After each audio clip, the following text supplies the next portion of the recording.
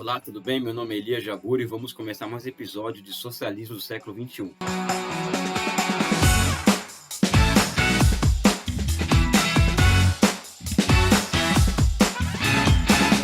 As pessoas sempre me perguntam, e é uma pergunta legítima, né?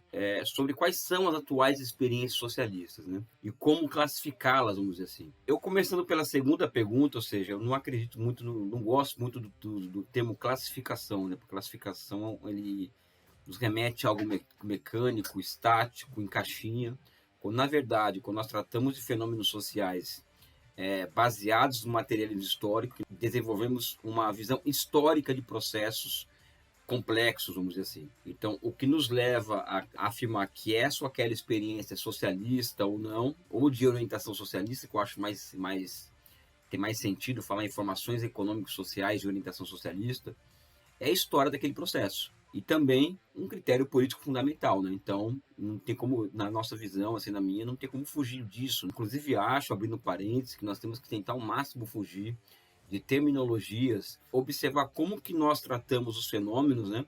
E como nós o analisamos à luz do materialismo histórico, né? E tratar algo à luz do materialismo histórico passa necessariamente por dois pontos, né? Visão de totalidade e visão de movimento, né? Eu acho que existem 4 experiências que podem serem classificadas como socialistas, né?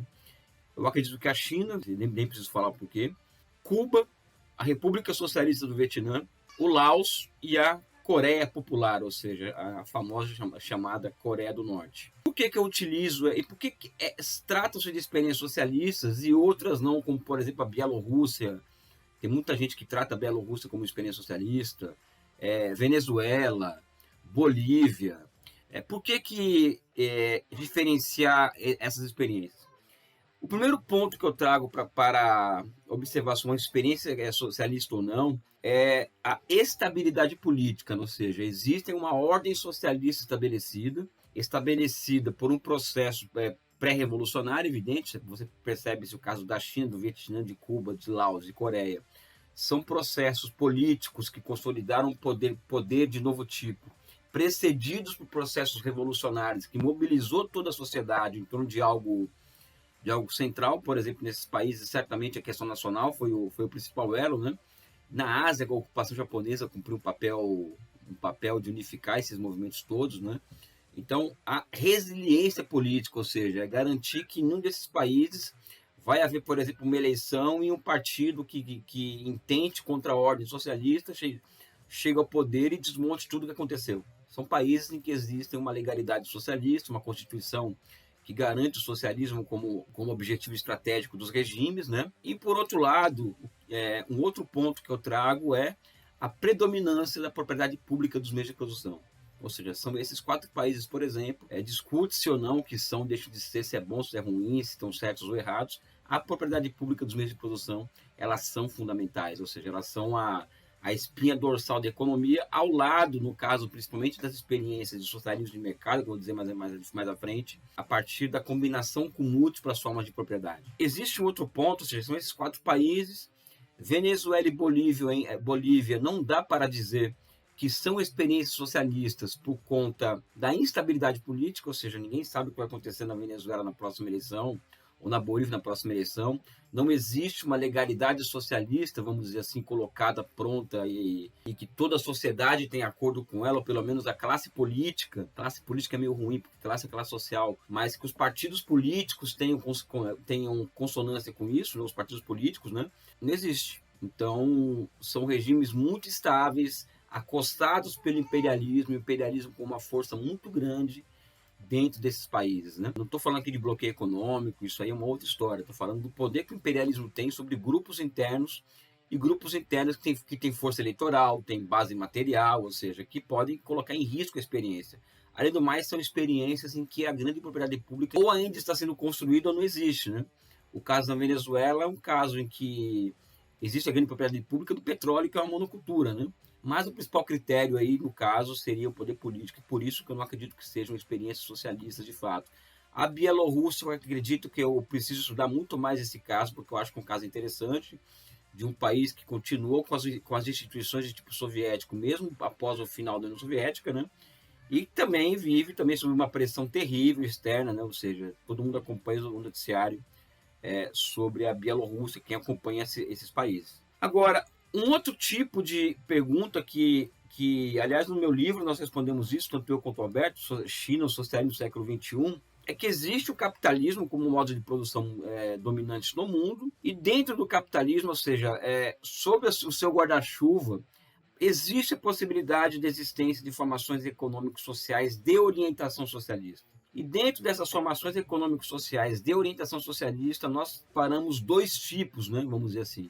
Primeiro, as experiências que ainda são muito influenciadas e condicionadas e que têm por base aquele planejamento central de estilo soviético, ou seja, modelo soviético.